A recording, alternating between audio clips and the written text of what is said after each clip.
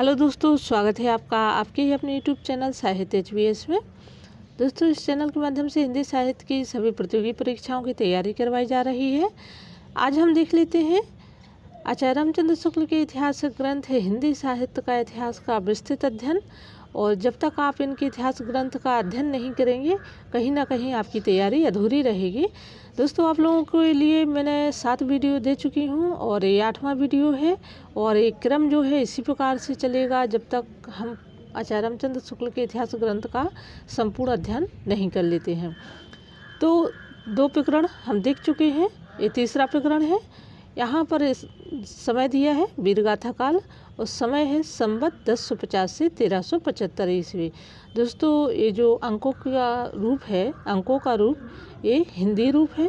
पहले इसी प्रकार से अंकों का रूप चलता था, लेकिन फिर अंकों का जो रूप है अंतर्राष्ट्रीय रूप हो गया। 1 2 3 जो इंग्लिश रूप है वो पूरे विश्व में सर्वमान्य है।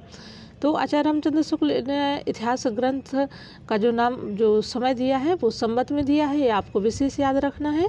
हम प्रकरण देख लेते हैं। 3 है देश भाषा काव्य, इसका हम अध्ययन कर लेते हैं। जो महत्वपूर्ण पॉइंट होंगे वो नोट करते चलेंगे। सभी वीडियो में आप लोगों को जो परीक्षा की दृष्टि से महत्वपूर्ण है, पंक्तियाँ हो चाहे विस्तार हो, तो उनको हाईलाइट करके चले हैं, हम नोट करके अंडरलाइन करके चले हैं। इसी प्रकार से यहाँ भी हम देखेंगे।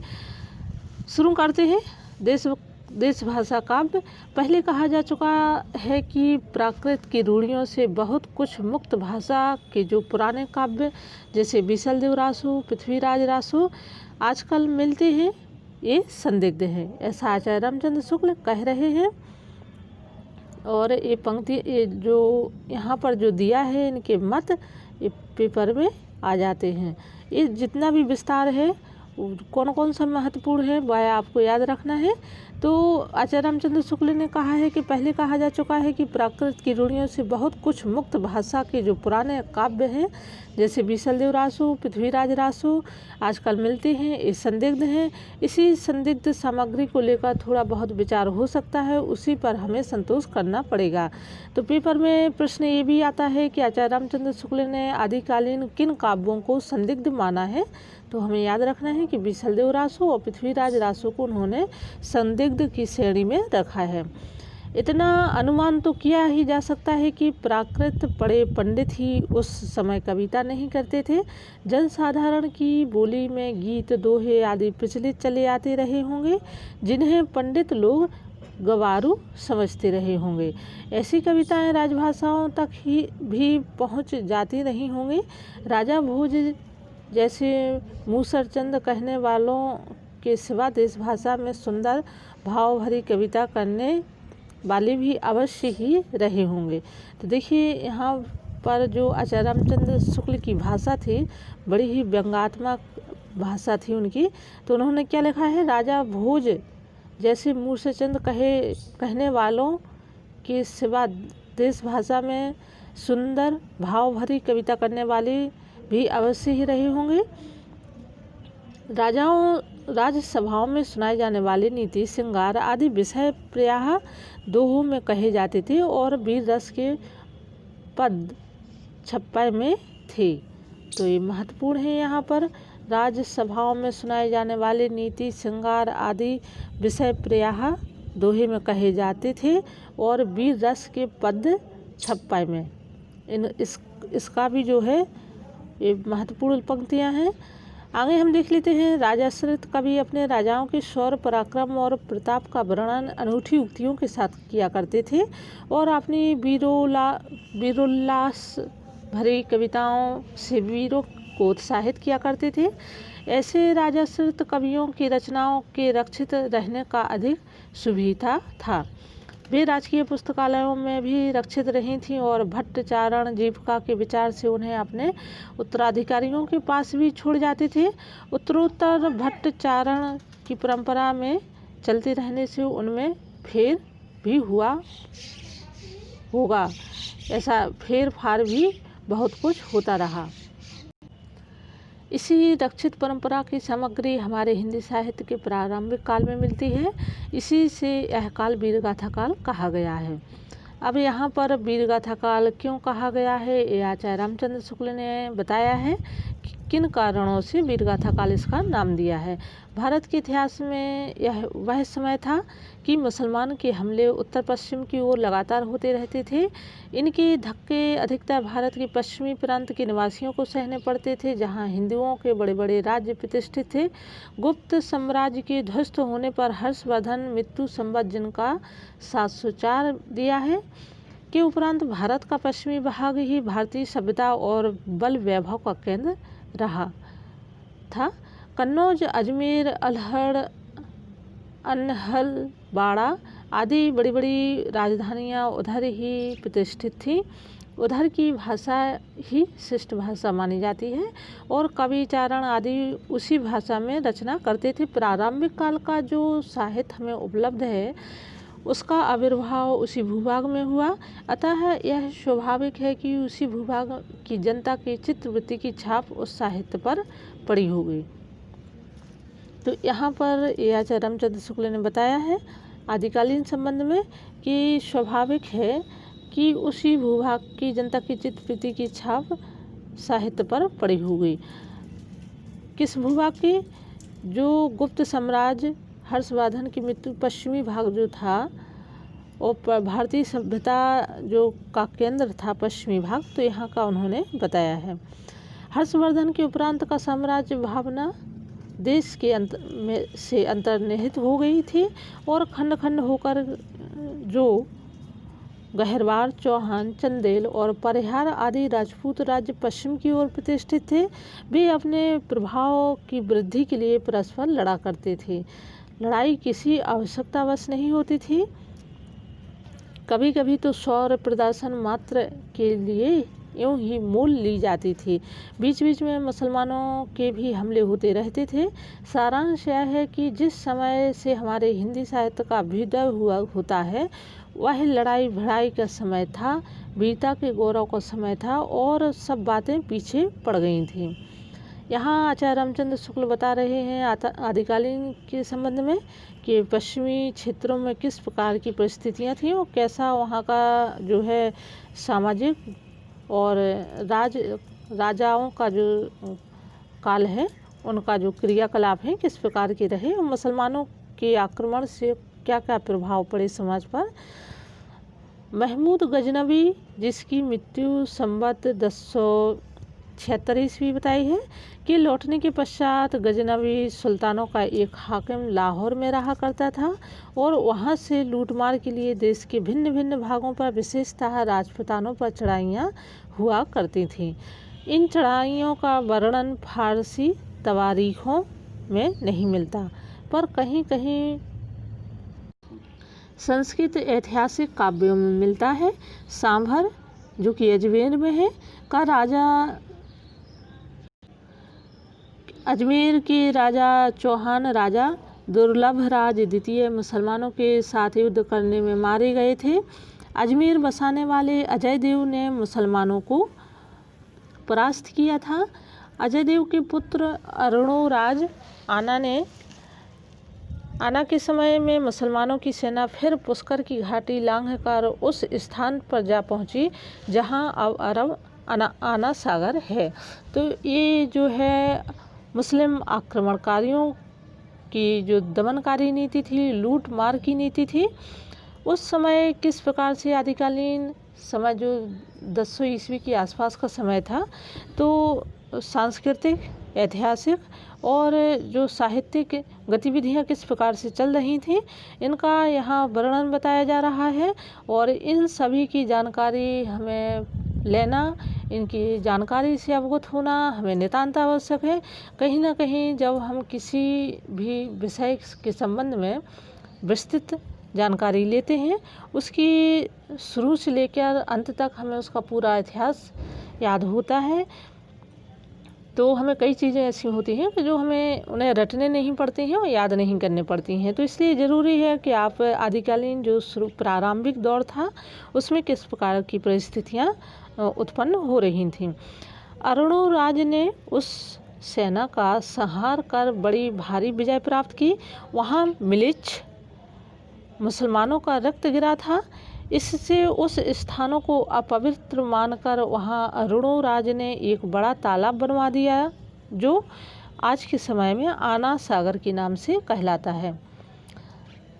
दोस्तों, यहाँ पर एक शब्द आ रहा है मिलिक्ष, मुसलमान। मिलिक्ष का मतलब होता है,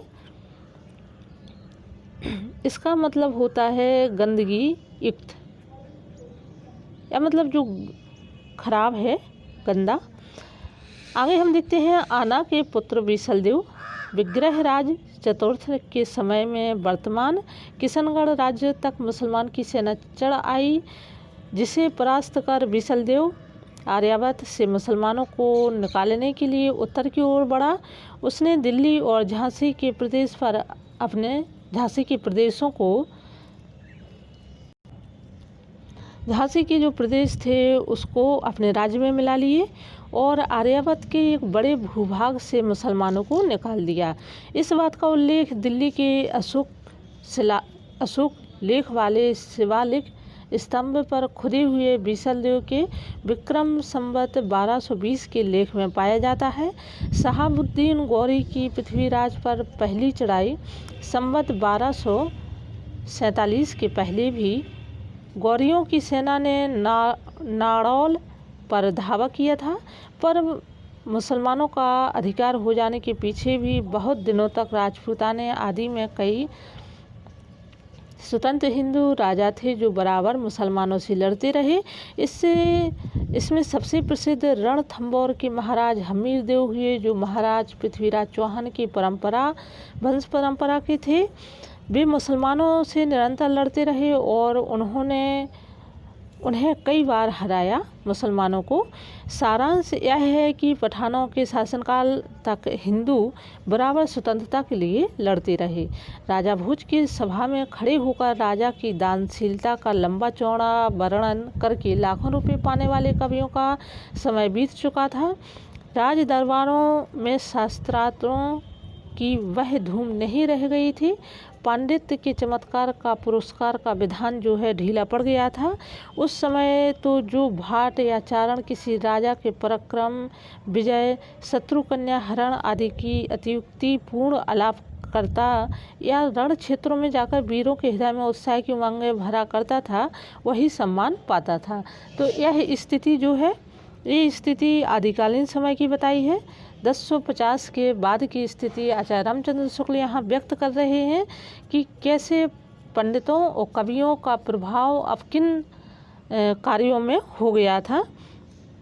यदि वो राजाओं की वीरतापूर्वक कविताएं लिखते थे, उनके हृदय में साहस का भाव उन्हें साहस दिलाते थे, और जो उनके शत्रु थे उनकी कन्याओं के हरण का अतिशयोक्तिपूर्वक वर्णन करते थे, तो उन्हीं को यहाँ पर स्थान, राजाओं के राजघराने में स्थान मिलता था। ये आचार्य रामचंद्र शुक्ल बता रहे हैं कि उस समय की क्या परिस्थितियाँ हो चुकी थीं। इस दशा में काव्य या साहित्य और भिन्न भिन्न अंगों की पूर्ति और समृद्धि का सामुदायिक प्रयत्न कठिन था। क्या यहाँ पर बताया जा रहा है कि इस दशा में काव्य या साहित्य की और भिन्न भिन्न अंगों की पूर्ति और समृद्धि का सामुदायिक प्रयत्न कठिन था। क्यों कठिन था? क्योंकि उस समय जो है राजाओं की लड़ाइयाँ, तो शत्रुओं को अपनी सीमाओं से रक्षा करना, शत्रुओं को भगाना, उन्हें मारना, उनसे युद्ध करना, मुख्यतः यही जो है परंपरा चल रही थी। उस समय तो केवल वीर गाथाओं की उन्नति संभव थी। यानी कहने का अर्थ है कि जो है राजनीतिक राजाओं की इस प्रकार से स्थिति हो चुकी थी कि सिर्फ उन्हें वीरता से परिपूर्ण कविताएं या उत्साह वर्धन करके ही जो है कवि अपना जो है स्थान बना सकते थे और वह सम्मान पा सकते थे या सम्मान के भागीदारी थी। इस वीर गाथा को हम दोनों रूपों में पाते हैं। नंबर 1 है मुक्तक के रूप और प्रबंध के रूप। किस समय? आदिकालीन समय में आचार्य रामचंद्र शुक्ल ने बताया है कि वीर गाथा के 2 ही रूप थे, मुक्तक और प्रबंध। फुटकर रचनाओं का विचार छोड़कर यहाँ वीरगाथात्मक प्रबंधों का ही उल्लेख किया जाता है। जैसे यूरोप में वीरगाथाओं का प्रसंग युद्ध और प्रेम रहा, वैसे ही यहाँ भी था। किसी राजा की कन्या के रूप का संवाद पाकर दल बल के साथ चढ़ाई करना और प्रतिपक्षियों को पराजित कर उस समय कन्या को हर कर लाना वीरों के गौरव और अभिमान का काम माना जाता था।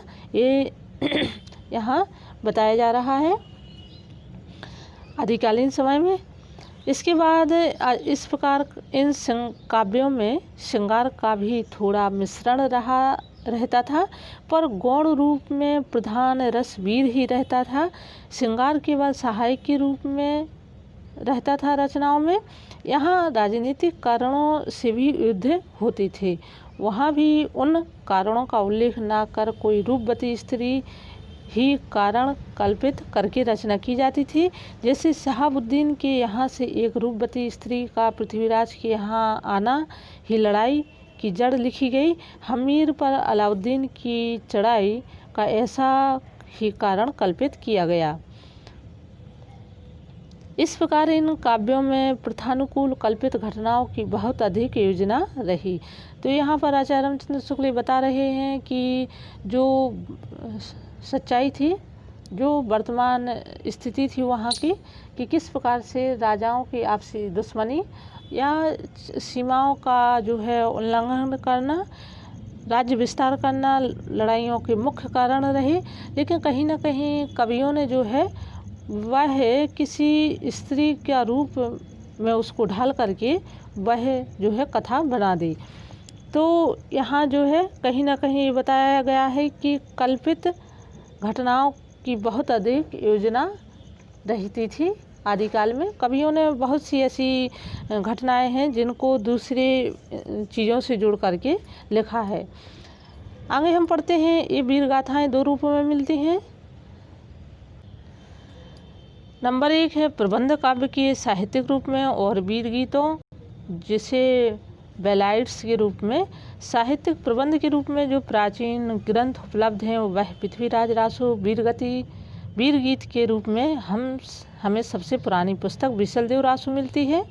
तो यहाँ पृथ्वीराज रासो वीर गीत के रूप में सबसे पुरानी पुस्तक कौन सी है? विशलदेव रासो। यद्यपि उसमें समयानुसार भाषा के परिवर्तन का आभास मिलता है। जो रचना कई सौ वर्षों से लोगों में बराबर गाई जाती रही, उसकी भाषा अपने मूल रूप में नहीं रह सकती। इसका प्रत्यक्ष उदाहरण आल्हा है जिसके गाने वाले प्रायः समस्त उत्तरीय भारत में पाए जाते हैं। यहाँ पर वीर काल में उन ग्रंथों का उल्लेख किया जाता है जिसकी या तो प्रतियाँ मिलती हैं या कहीं उल्लेख मात्र पाया जाता है। ये ग्रंथ रासो कहलाते हैं।